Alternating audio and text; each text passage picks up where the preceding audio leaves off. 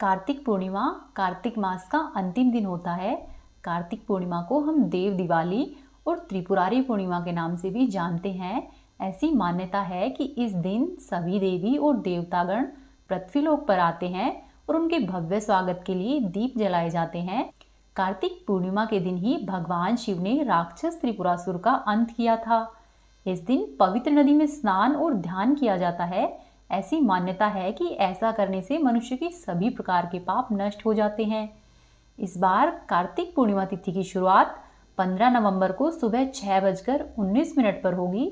वहीं इस तिथि का समापन अगले दिन यानी कि 16 नवंबर को रात्रि में 2:58 पर होगा। ऐसे में कार्तिक पूर्णिमा का पर्व 15 नवंबर उदया तिथि के अनुसार मनाया जाएगा।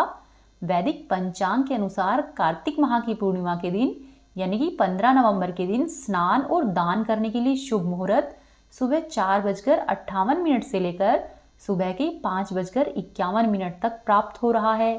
साथ ही कार्तिक पूर्णिमा के दिन भगवान श्री सत्यनारायण की पूजा के लिए शुभ समय सुबह 6:44 से लेकर सुबह 10:45 तक प्राप्त हो रहा है। इस दिन देव दिवाली भी मनाई जाएगी, इसीलिए देव दिवाली की पूजा के लिए शुभ मुहूर्त शाम को 5:10 से शाम को 7:47 के बीच प्राप्त हो रहा है। साथ ही कार्तिक पूर्णिमा के दिन माता लक्ष्मी की पूजा का शुभ मुहूर्त 15 नवंबर को रात में 11:40 से 16 नवंबर को रात में 13:33 तक के बीच प्राप्त हो रहा है। 15 नवंबर को चंद्रोदय शाम को 6:51 पर हो जाएगा।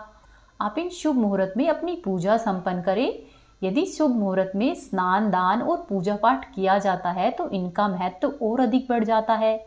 मान्यताओं के अनुसार भगवान विष्णु का पहला अवतार इसी दिन हुआ था। प्रथम अवतार में भगवान विष्णु मछली के रूप में थे। इस दिन भगवान विष्णु मछली के रूप में जल में विद्यमान रहते हैं। साथ ही कार्तिक पूर्णिमा पर जल में दीपदान प्रवाहित करने यानी कि दीपदान करने की परंपरा है।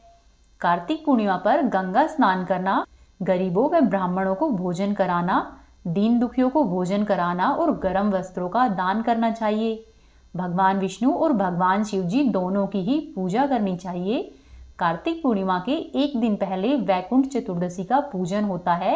ऐसी मान्यता है कि कार्तिक माह के शुक्ल पक्ष की चतुर्दशी तिथि पर भगवान विष्णु ने भगवान शिव का पूजन किया था। साथ ही भगवान विष्णु ने भगवान शिव को 1000 पुष्प अर्पित किए थे। वहीं ऐसी भी मान्यता है कि कार्तिक पूर्णिमा के दिन कृतिका में भगवान शिव का दर्शन मात्र करने से 7 जन्म तक व्यक्ति ज्ञानी और धनवान होता है।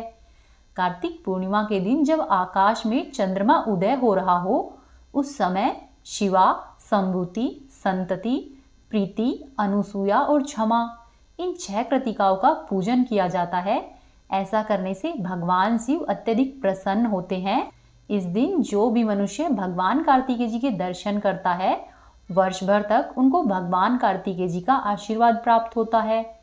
पूर्णिमा के दिन मनुष्य को तिल, गुड़, कपास, घी, फल, अन्न, कंबल और ऊनी वस्त्रों का दान करना चाहिए।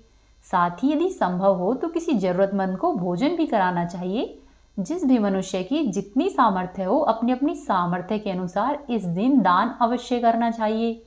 पूर्णिमा पर जो भी दान दक्षिणा की जाती है उसका फल कई गुना होकर मनुष्य को वापस मिलता है।